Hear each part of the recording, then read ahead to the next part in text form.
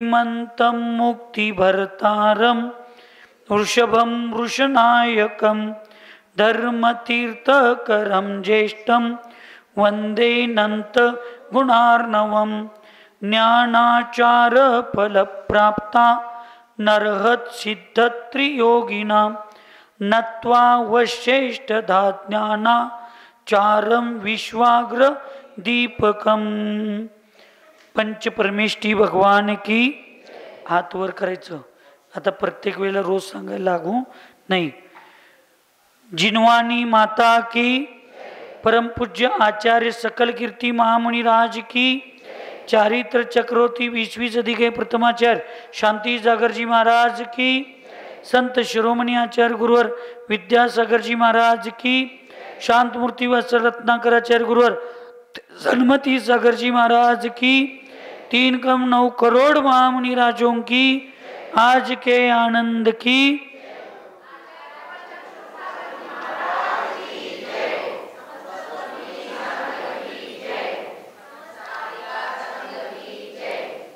पूर्व चर्चेमध्ये आचार्य भगवंत सकल कीर्ती महामुनिराज मूलाचार प्रदीप या ग्रंथातील 6व्या अधिकारातील विनय तपाची चर्चा करत असताना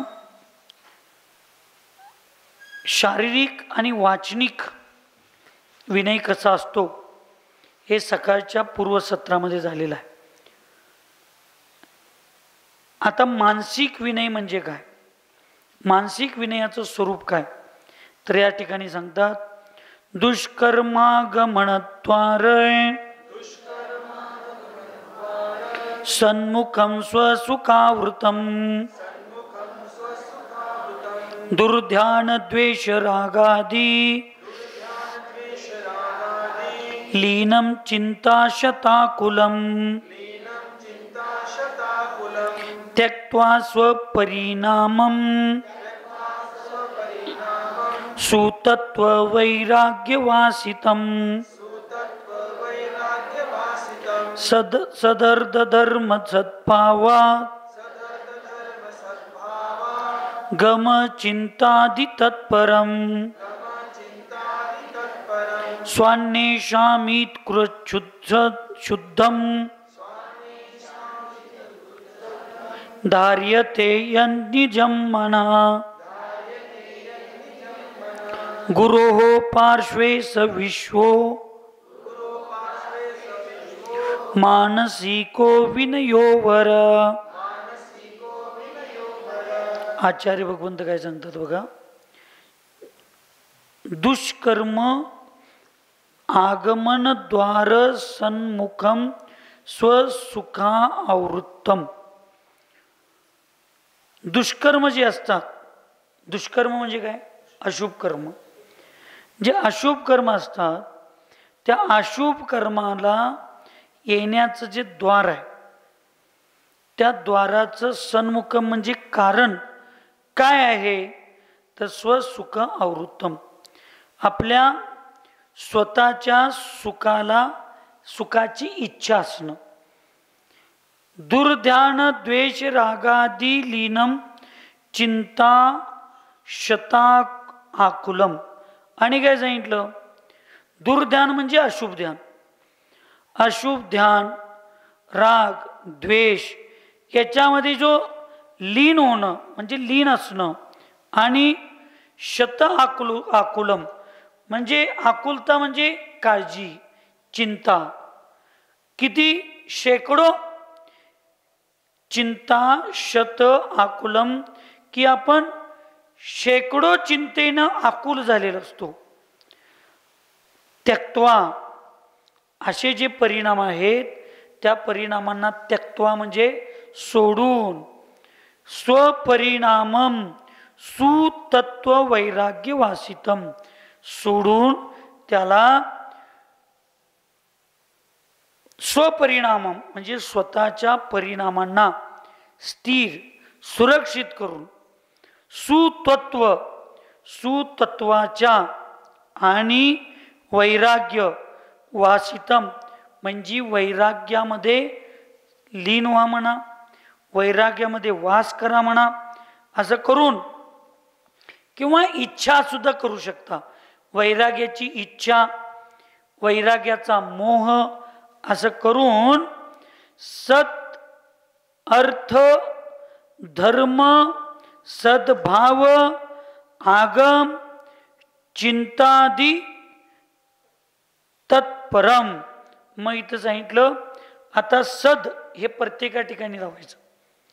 जसं सम्यक दर्शन, ज्ञान, चारित्र्य ज्या ठिकाणी आपण सम्यक लावतो, तसं आता पुढच्या सगळ्या विषयात लक्षात आले सगळ्यांना. माताजी सत हे शब्द प्रत्येक ठिकाणी लावायचं. सत सदर्थ आहे ना तिथं, ह्याच्यामध्ये 1 2 3 4 चौथ्या ओळीमध्ये श्लोकामध्ये सदर्थ वाक्य आहे. तर तिथं सत म्हणजे अर्ध त निघतंय आणि पुढं अ निघतंय. अर्थ होतोय. 1943 सूत्र तुमच्या डाव्या हातापाशी, हा डावा हात आहे इथं, त्या श्लोकामध्ये 3 नंबरची ओळ आहे. 1943च्या समोरची ओळ. सदर्थ पहिला शब्द आहे सदर्थ. त्याचं स्फोड केल्यानंतर सत अर्थ. मग हे सत आहे ते पुढं सगळ्याला लावायचं. सत अर्थ, सत धर्म, सत भाव, सत आगम असं सगळं. आणि सत म्हणजे चिंता, म्हणजे चांगले विचार.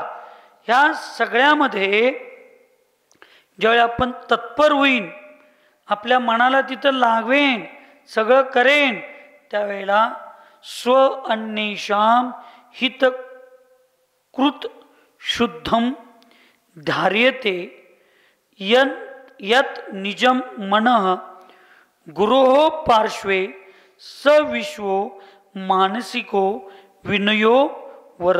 आणि मग हे सगळं, ह्या सगळ्याचं चिंतन करून सगळ्याला मनाला तिथं लावलं पाहिजे. आणि आपलं मन सदैव दुसऱ्यांच्या, स्वतःबरोबर इतरांच्या हितासाठी आणि काय सांगितलं, अत्यंत शुद्ध करून केलं पाहिजे. आणि कुठं यन निजमन म्हणजे स्वतःच्या मनाला शुद्ध ठेवलं पाहिजे. हे सगळं कुठं करायचं आहे, गुरोः पार्श्वे. कुठं करायचं आहे, गुरूंच्या समोर. आणि आम्हाला आता गुरुच नको झाल्यात. मराईनी सौरभ, हां कवा एकदा घराकडे जाईन, कवा एकदा गावाकडे जाईन, कवा एकदा ह्यांच्यापासून जाईन, असं लोकांना वाटतंय. पण हे सगळं गुरूंच्या समोर. दिगंबर मुनी महाराजांना तर किती पंचमकालाची महिमा आहे बघा. पूर्वी 1 दिवसासाठी, 1-2-4 दिवसासाठी, काही काळासाठी गुरु महाराज जर शिष्याना इकडं जरा जाऊन या, तिकडं जरा जाऊन या म्हटली की रडत होती लोक, शिष्य लोक. नाही, आम्हाला तुम्हाला सोडून जायचं नाही, आम्हाला तुम्हाला सोडून जायचं नाही. आणि आता वाट बघतात कधी जा म्हणतील, कधी जाऊन. आणि जर ती वाट बघण्याची सहनशीलता संपली, यांनीच जाऊन गुरुंना म्हणायचं, आम्हाला जर तिकडे जाऊन यायची इच्छा आहे, आशीर्वाद द्या. गुरुंनाच आदेश.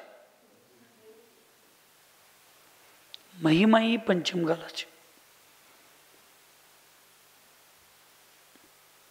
गुरूंच्या समोर हे सगळं मन पवित्र करायला पाहिजे.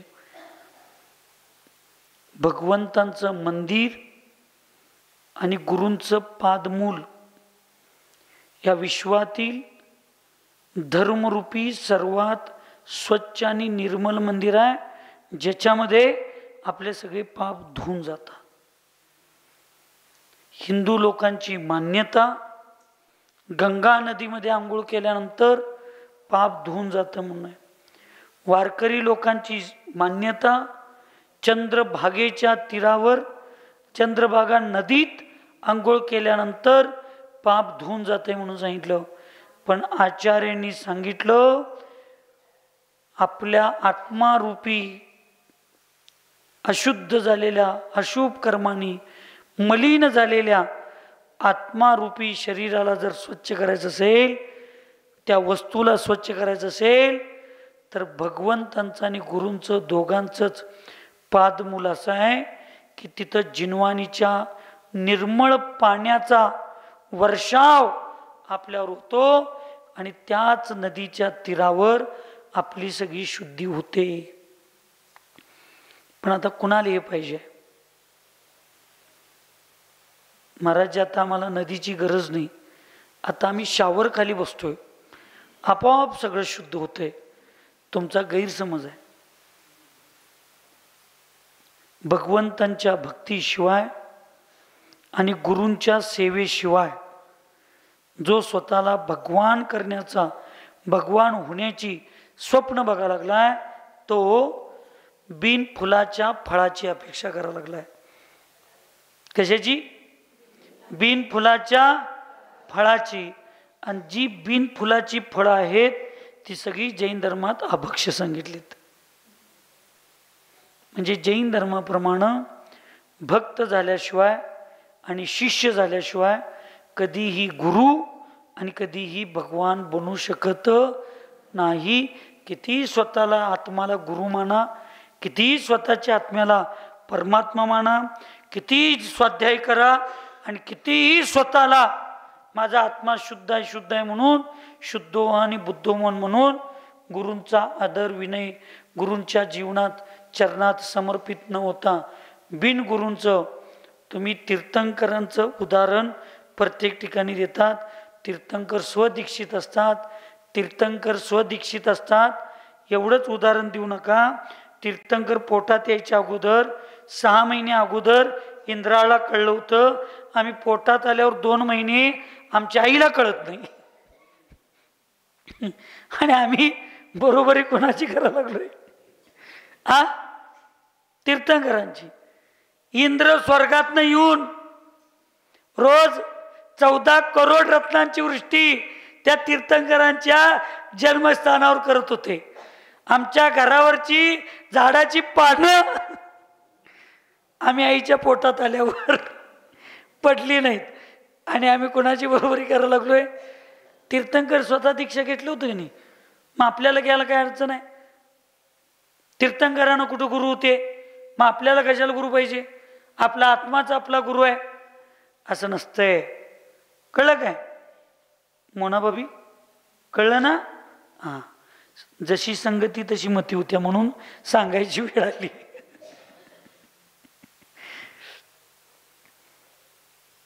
होऊ शकत नाही असं. विना आई वडिलांच्या शिवाय पुत्र उत्पत्ती नाही आणि अशा जीवांची उत्पत्ती होते, त्याला समूर्चन म्हणतात. आणि समूर्चन जीव कधी धर्मध्यान करू शकत, गर्भजच जीव मोक्षाला जातो. उपपाद शय्येवर जन्म घेणारे सर्वार्थ सिद्धी, जिथून अत्यंत कमी अंतरावर सिद्धशील आहे आणि 33 सागर कंटिन्यूस स्वाध्याय करणाऱ्या सर्वार्थ सिद्धीतल्या देवांना तिथल्या तिथं उडी मारून लोंबकाळून सिद्धशिलेवर जायला शक्य झालं नाही. ज्यांची कायमस्वरूपी शुक्ललेश असते, कायमस्वरूपी सर्वार्थ सिद्धीतल्या देवांची कायम शुक्ललेश असते. निदान आम्ही 1-2 तास स्वाध्याय केल्यानंतर कधी तर श्वास तर मोकळा सोडतो, कधी तर जरा आई आई अर्यंत अर्यंत म्हणून जरा आळस तरी 1 मिनिट देतो 2 तासात.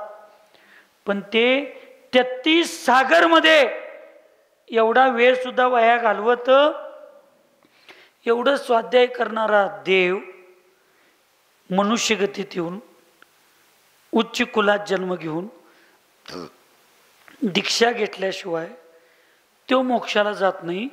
आणि यो भाद्र पंचम कालात जन्मून पंख्याखाली आणि गादीवर बसून सिद्ध हो आणि बुद्ध होऊन म्हटल्यावर मोक्षाला जातोय. काय कुठे शास्त्रात जरा तर कुठं तर त्याला कुठं तर मी म्हणतोय निदान सीमेच्या लगत तर काय तर पाहिजे की.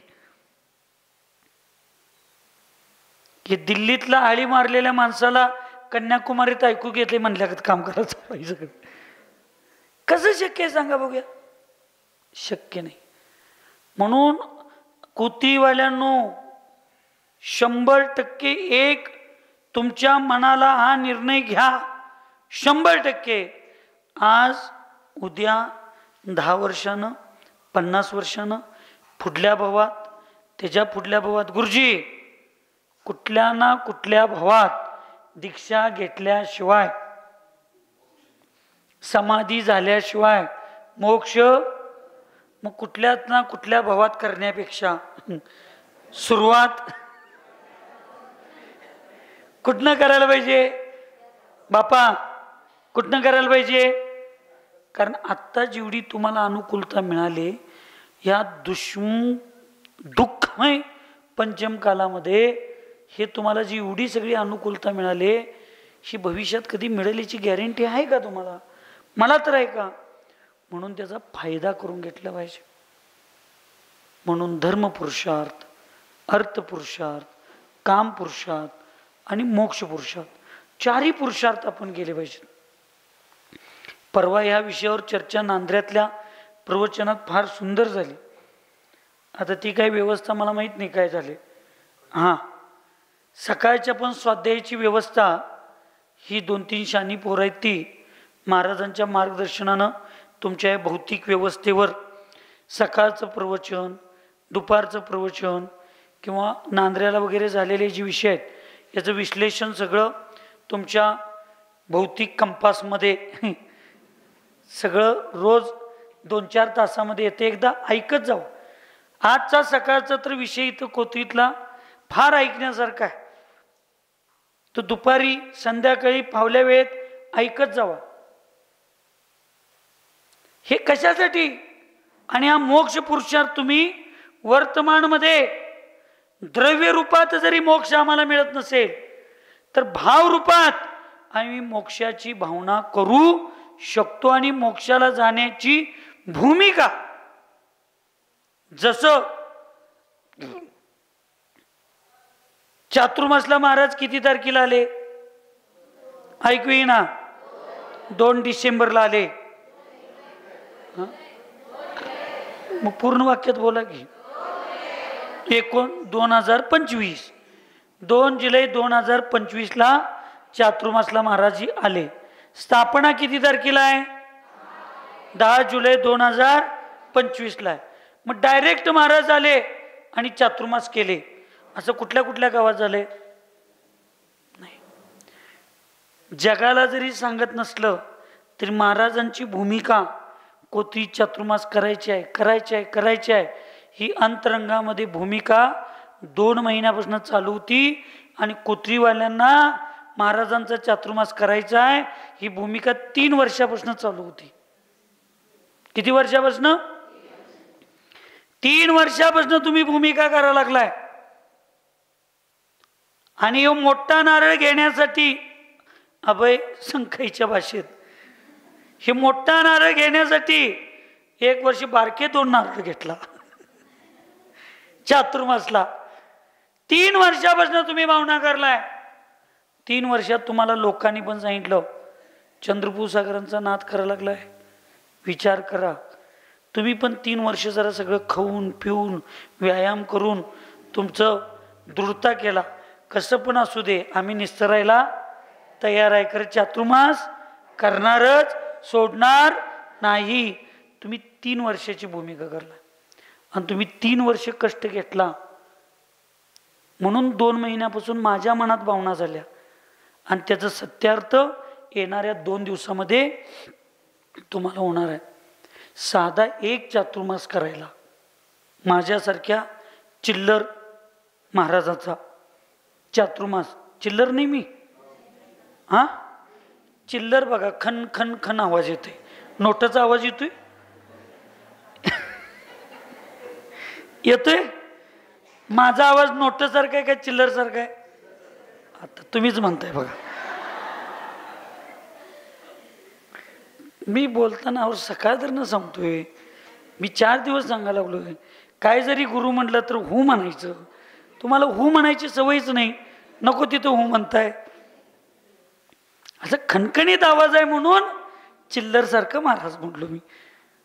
जर माझ्यासारख्या महाराजला आणायला 3 वर्ष तुम्हाला गावाला मिळून कष्ट करावं लागत असेल, मला इथं येण्यासाठी 2 महिने माझी मानसिकता तयार करावी लागत असेल, तर मोक्ष ह्याच्यापेक्षा सोपा आहे? मोक्ष सरळ वस्तू आहे. मग मोक्षाला जाण्यासाठी किमान 2-4 भावापासून तर आपली तयारी पाहिजे. आज ह्या पर्यायात आम्ही जर हे धाडस केलो, आम्ही जर हिची मानसिकता केलो, निदान भूमिका तर करा. मला शिखरजीला जायचं आहे एवढं तर ठरवा. मग चौकशी करा, मग तिकीटला रिझर्वेशनला टाका. कधी तुमचं वेटिंगमधनं कधी RSC BRSC काय होत कधी ना कधी तर तुमचं सीट कन्फर्म होईल. डायरेक्ट मी सीट कन्फर्म करणार आहे आणि डायरेक्ट मिरजतनं निघलं की शिखरजीलाच आमचं रेल्वे आणि विमान थांबवणार आहे असं म्हणायला जाचीला. आणि कुठंतरी अहमदाबाद सारखं म्हणते तुम्ही मानू उतरल, मुठ्ठी शिखरजी गाठ पडेल. त्या अहमदाबादचं बघितल्यानंतर तर आपल्याला किती वाईट वाटलं. काय बिचाऱ्यांचा दोष.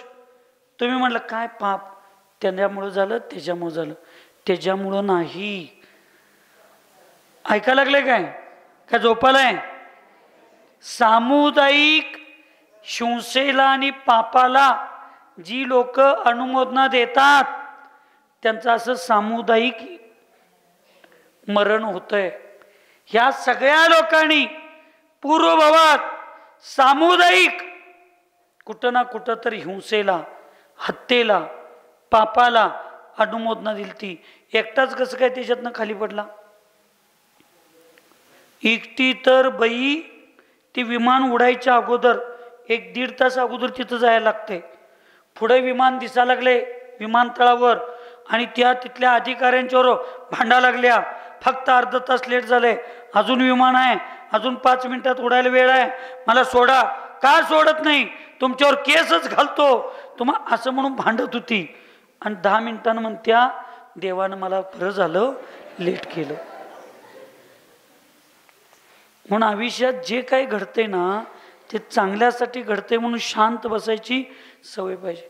ते बघितल्यानंतर आम्ही पाल चुकलो, श्रद्धांजली वाहिली, प्रत्येकाने आपल्या आपल्या पद्धतीने मदत केली, सगळं केलं. पण कुणाला वाटलं का भविष्यात माझं सुद्धा असं होऊ शकतं?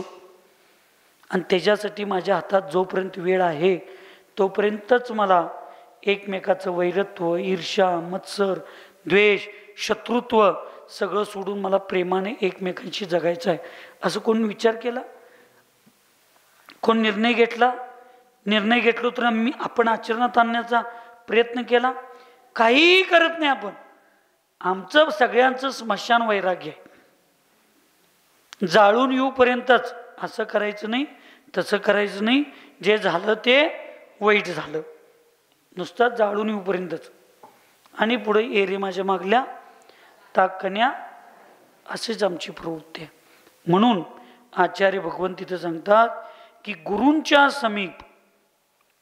गुरूंच्या समोर बसून आम्ही सगळ्यांनी आपल्या अशुभ कर्मांच्या येण्याला जो परिणाम अशुभ कर्मों के आने का कारण हो, अपने सुख को चाहने वाले हो, अशुभ ध्यान व राग द्वेष में लीन हो और सैकड़ों चिंता हो झाले तिथं चिंता पाहिजे, चिंताओं से व्याकुल हो, ऐसे परिणामों को छोड़कर गुरु के समीप बैठना तथा अपने मन में श्रेष्ठ तत्व और वैराग्य की वासना रखना, श्रेष्ठ अर्थ, श्रेष्ठ धर्म और श्रेष्ठ भावनाओं के चिंतन में ही अपने मन को सदा लगाए रखना, अपने मन को सदा अपने और दूसरों के हित में लगाना तथा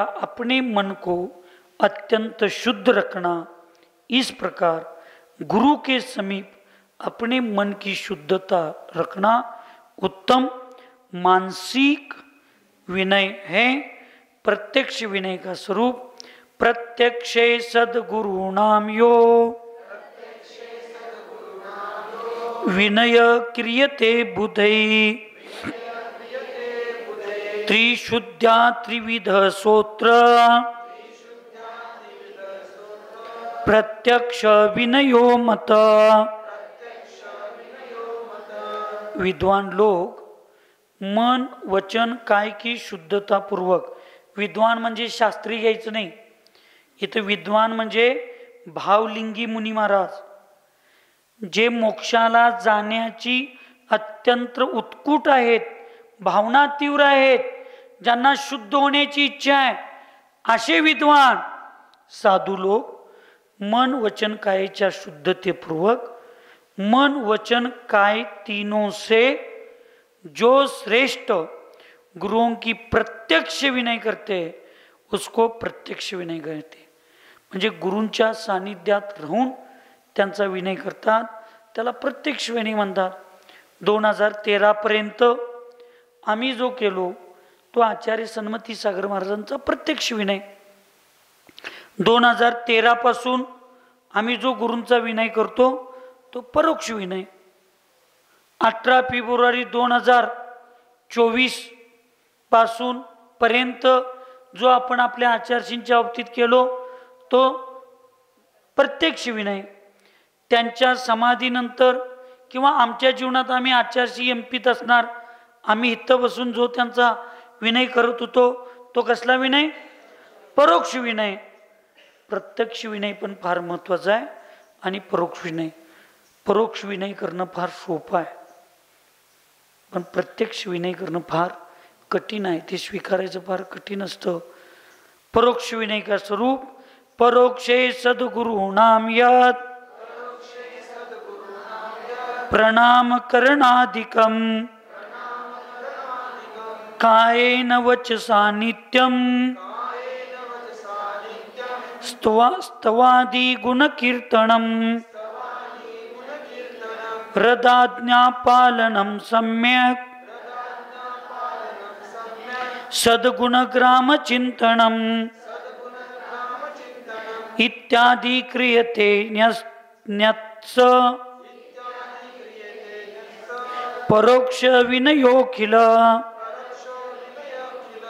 मी बोलताना उलट सांगितलं. प्रत्यक्ष विनय करणं फार सोपं आहे, परोक्ष विनय करणं फार कठीण आहे असं म्हणायला पाहिजे. तुम्ही बोलताना परोक्ष विनय करणं सोपं आहे, प्रत्यक्ष करणं कठीण आहे असं माझं चुकून गडबडीत वाक्य गेलं. प्रत्यक्ष काय गुरु पुढं आहेत, करायलाच पाहिजे. कुणाला सांगायचं, काय म्हणतील लोक, काय म्हणतील, गुरु समोर आहेत, गुरूंचं कौतुक करायलाच पाहिजे. गुरूंचा विनय प्रत्यक्ष विनय करणं फार सोपं आहे. त्याच्यामध्ये जबरदस्ती सुद्धा असू शकते, त्याच्यामध्ये जबरदस्ती सुद्धा असू शकते. पण गुरु आपल्या जवळ नसताना, गुरूंच्या आदेशानं आपण बाहेर धर्मप्रभावना करत असताना, गुरूंच्या सानिध्यात नसताना तेवढाच विनय. गुरूंनी दिलेल्या प्रत्येक विचाराला आचरणाच्या रूपामध्ये, अनुशासनामध्ये जगण्याची भूमिका. आता इथं कुठं महाराज बघायला लागल्यात, मी पण आहे त्याच्यात. म्हणजे मी काय लई धुतलेल्या तांदळासारखा स्वच्छ असं काय सांगत नाही. आता कुठं आचार्य आहेत, काय 8ला सामायिकला बसलं तरी चालतंय, 8:30ला बसलं तरी चालतंय. आता काय प्रतिक्रमण केलं काय आणि नाही केलं काय, हे तर काय आपल्याजवळ महाराज आहेत का, आपले गुरु आहेत का, हे न करणं सुद्धा त्यांचा अविनयच आहे. कारण त्यांच्या विचाराच्या, त्यांच्या आदेशाच्या विरुद्ध. हे तर विनयाचा अर्थ महाराज माताजी सगळ्यांनी तुम्ही समजावून घ्या. नुसता गुरूंचं कौतुक करणं आणि गुरूंचं जयकारा घालणं, गुरूंचा हात पाय दाबणं नव्हे.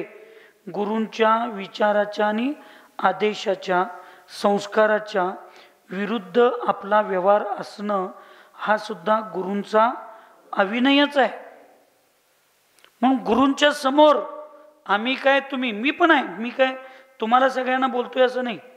गुरूंच्या समोर आम्ही टायमिंगवर सगळं केलो, ह्याचा फार मोठं काय पुरुषार्थ नाही. पण गुरूंच्या परोक्षमध्ये, गुरूंच्या परोक्षमध्ये आम्ही हे सगळं केलं पाहिजे. बरं आहे काय श्रीपाल भैया?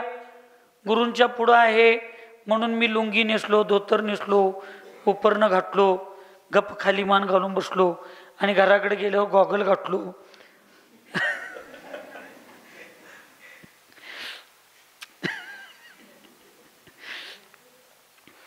इथं गुरु आहेत म्हणून 5:30 पावणे 6 वाजताच वाचायला लोकांना वेळ होते की नाही, अंधार पडते की, चला लवकर. आणि घराकडे गेल्यावर अजून हातावरच्या रेषा दिसतात की काय होतंय त्याला. असं उदाहरण सांग. जे श्रीपालबाई असं करतात म्हणत नाही मी, तुम्हाला हे सगळं मी उदाहरण देतोय. उगाच नावं घेतोय म्हणजे त्यांचं गैरसमज करायचं मग असं नाही. परोक्षमध्ये सुद्धा आपण जसं संघात वागतोय तसं, नाही तर संघात असतोय तेव्हा वट मी कुठल्या पुरुषाबरोबर बोलणार नाही. आमच्या दीदी लोक चौक्यात सुद्धा एक चमचा द्यायचं असलं तर आम्ही बाजूला ठेवणार.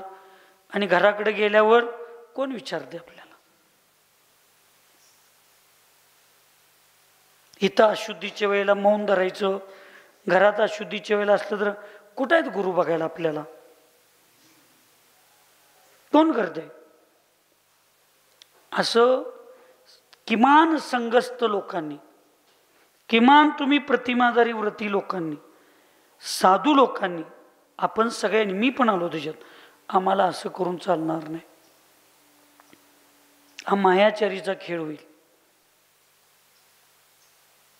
आणि हा एक प्रकारचा अभिनयच आहे गुरूंच्या संस्कारावरचा. म्हणून प्रत्यक्ष विनय करणं फार सोपं आहे, पण परोक्ष विनय करणं फार कठीण आहे. आणि जे परोक्षामध्ये सुद्धा,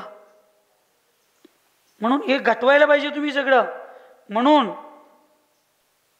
मनपरय ज्ञानाचे किती भेद आहेत? 2. कुठले कुठले आहेत? तमिळनाडू अम्मा मराठी या लागलं, शाणी झाली हो बाई. जशी संगती तशी मती. किती भेद आहेत? 2. कुठले कुठले? रुजुमती, विपुलमती. रुजुमती म्हणजे काय? समोरच्या मनातलं जे सरळ कळतंय त्याला रुजुमती. आणि विपुलमती म्हणजे सरळ आणि वक्र दोन्ही कळतंय त्याला विपुलमती. विपुलमती मनप्रज्ञान झालेला जीव नियमाने तद्भाव. बरोबर आहे का चुकीचं आहे? चुकल माझं काय तर, बरोबर आहे ना? विपुलमती मनप्रज्ञान ज्याला असतं तो तद्भाव मोक्षगामी असतो. कारण त्याची विशुद्धी वक्र विचारांना समजून घेण्यासाठी एवढी विशुद्धी असते. तसं प्रत्यक्ष विनय करणारा मोक्षाला जाईल याची गॅरंटी नाही, पण परोक्ष विनय करणारा शिष्य नियमानं निकट भव्य असतो आणि तो नियमानं मोक्षाला जात असतो. म्हणून परोक्ष विनय, परोक्ष गुरूंचा आदर करणं अत्यंत गरजेचं आहे. आणि ती भूमिका, तेवढा पुरुषार्थ, तेवढं धाडस तुमच्या आमच्यामध्ये यायला पाहिजे. इसी प्रकार गुरुओं के परोक्ष में शरीर से तथा वचन से नित्य ही उनको प्रणाम करना. गुरु जरी इथं नसले तरी त्यांना परोक्षमध्ये प्रणाम करणं, उनकी स्तुती करणं, त्यांची भक्ती करणं, उनके गुण वर्णन करणं, त्यांच्या गुणांचं वर्णन करणं, हृदय से उनकी आज्ञा का पालन करणं, हृदयानं त्यांच्या आज्ञेचं पालन करणं. उनके, तेच आलं की मी सांगितलेलं सगळं, म्हणजे जरा जरा मला येते बाबा. उनके श्रेष्ठ गुणों के समूह को अच्छी तरह से चिंतन करना तथा और भी उनकी परोक्ष में उनकी विनय करना परोक्ष विनय कहलाते है. आणि ह्या विषयाचं चिंतन करूनच तुम्हाला वाटत असेल चंद्रपूर सागर महाराज भावनिक होऊन काम करतात. मी भावनिक होऊन कधीही काम करत नाही. एक लक्षात ठेवा, आपल्या शास्त्रात जे आहे तेच मी कोणतं पण काम करतो. ह्या विषयाचं चिंतन करूनच प्रत्यक्ष विनय आणि प्रत्यक्ष भक्ती करण्याचं पुण्य तर आमच्या गुरूंच्या माध्यमातून आमचं निघून गेलं. निदान परोक्ष भक्ती आणि विनय आस्था आमची कमी होऊ नये म्हणून आचार्यश्रींची प्रतिमा आणि आचार्यश्रींचं गुरुमंदिर त्या ठिकाणी उभा केला. म्हणून उभा केलं. गुरूंची प्रतिमा उभी करायची नसते, गुरूंच्या प्रतिमा स्थापन करायच्या नसतात. गुरूंच्या प्रतिमेचं कुठल्या शास्त्रात लिहिलंय?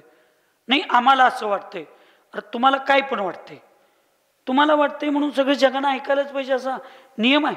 एक तर शास्त्राचं पान, एक तर शास्त्रातली ओळ, कुठं तर त्याला शीत पाहिजे की नाही? मग त्या एकलव्यानं द्रोणाचार्याची मूर्ती करून गुरूंच्या त्या मूर्तीकडे बघून धनुर्विद्याची विद्या शिकली, ते चुकीचं आहे. मग जैन धर्म तर, दिगंबर जैन धर्मात तर सिद्ध भगवंत हे अमूर्तिक आहेत, त्यांची मूर्तीच नाही. मग ज्यांचं शरीरच नाही त्या सिद्ध भगवंतांची मूर्ती संस्कार करून पूजनीय होऊ शकते. तर आमच्या गुरूंच्या मूर्तीला ठोस मजबूत, जसं आचार्यांनी भगवंतांची प्रतिमा सांगितली तसं ठोस करून त्याच्यावर संस्कार केलं तर ती मूर्ती का प्रतिष्ठित होत नाही? आणि हे जे सांगतात ना, त्यांनी ज्या पुस्तकाचा आधार घेतात, प्रतिष्ठा पराग, उघडून बघा. जयसेन आचार्यांच्या, आचार्य जयसेन महाराजांनी जी प्रतिष्ठा पाठ पहिलं प्रतिष्ठेचं ग्रंथ आहे. कितवं? त्याच्यानंतर हे निमिचंद्र आचार्यांचं प्रतिष्ठा तिलक बिलक नंतर पहिला प्रतिष्ठेचा ग्रंथ लिहिला तो प्रतिष्ठा पाठ. त्या प्रतिष्ठा पाठामध्ये आणि त्याचा आधार घेऊन गुलाबचंद पुष्पांनी प्रतिष्ठा रत्नाकर लिहिलं आणि त्याचाच आधार घेऊन प्रतिष्ठा पराग छोटं पुस्तक सगळीकडे निघलं. त्याच्यात शेवटला कसं लिहिलंय हो? आचार्य बिंब प्रतिष्ठापना विधी, उपाध्याय बिंब प्रतिष्ठापना विधी, मुनी बिंब प्रतिष्ठापना विधी. का लिहिलं ते? मग तेच पुस्तक घेऊन आम्ही सगळं काम करतोय. मग ते पुस्तक चुकीचं आहे. मग ते ग्रंथ आम्ही हातात घेऊन चालणार नाही. म्हणून परोक्ष भक्ती करणं फार कठीण आहे. गुरु होते तोपर्यंत त्यांच्या आदेशाचं पालन करणं फार कठीण नाही. गुरु नसताना गुरूंच्या आदेशाचं पालन करणं फार कठीण आहे. आणि ते करण्याचं धाडस जो करतो, तेवढा विनय जो ठेवतो, त्याला गुरूंचा परोक्ष विनय म्हणतात. त्याला काय म्हणतात? परोक्ष विनय. आणि तो खरे देव, खरे शास्त्र, खरे गुरु हे तुम्ही जे करायला लागलाय, अक्षय तृतीया, महावीर जयंती, निर्वाण हे महावीर भगवंतांचं दीपावली निर्वाण लाडू, केवल ज्ञानाचं संध्याकाळी गंधर्व परमेष्ठींची पूजा, किंवा हे आता रक्षाबंधन येतोय तो रक्षाबंधन, हे तुमचं 31 तारखेला मुकुट सप्तमी, हे सगळं आहे की नाही? काय आहे? हा आमच्या देवशास्त्र गुरूंचा परोक्ष विनय आहे. रोज तुम्ही भगवंतांची पूजा करायला लागलाय, हा परोक्ष विनय आहे. आणि भगवंतांची मूर्ती पुढं बसून जसं आपल्यासारख्या अल्पज्ञानी जीवांना धर्मध्यान होतंय, कशासाठी म्हटलं बरं? मंदिरात केलेलं ध्यान, मंदिरात केलेलं जाप हे असंख्यात गुणी कर्मनिर्जराला निमित्त आहे. का म्हटलं? केवल ज्ञानात हे शाईक सम्यक दर्शन आणि तीर्थंकर प्रकृतीचा बंद व्हायला पादमूलच का सांगितलं? अहो, तिथली विशुद्धी वेगळी असते, तिथं भावना आपल्या वेगळ्या होत असतात. तसं गुरूंच्या चरण पादुकेपाशी आणि गुरूंच्या प्रतिमेसमोर या दोन्हीतली विशुद्धी फार वेगळी असते. म्हणून परोक्ष विनय हा गुरूंच्या परोक्षमध्ये त्यांच्या विचाराचा, त्यांच्या आचाराचा, त्यांच्या आज्ञेचा आणि त्यांच्या जीवनाचा हा मन वचन कायपूर्वक केलेला जो विनय आहे त्याला परोक्ष विनय म्हणतात. आणि समोर केलेला विनय हा प्रत्यक्ष विनय असतो. त्या प्रत्यक्ष विनयाची तर गुरूंची भूमिका आमच्या तुमच्या नशिबातली गेलेली आहे. पण त्या परोक्ष विनय करण्यामध्ये आमच्याकडून कुठलीही कमतरता, आळस, प्रमाद आमच्याकडं होऊ नये.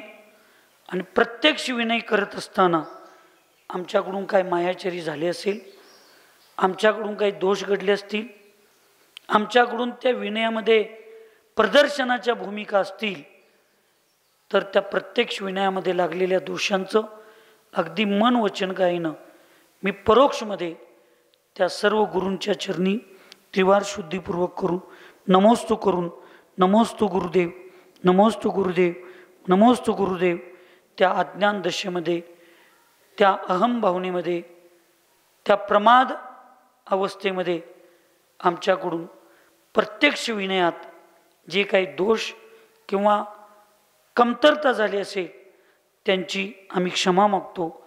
आणि तुम्ही आम्हाला एवढीच शक्ती द्या, एवढा पुरुषार्थ आमच्यात जागा करा की परोक्ष विनयामध्ये आमच्याकडून कुठलाही अविनय आणि आमच्याकडून प्रमाद होऊ नये.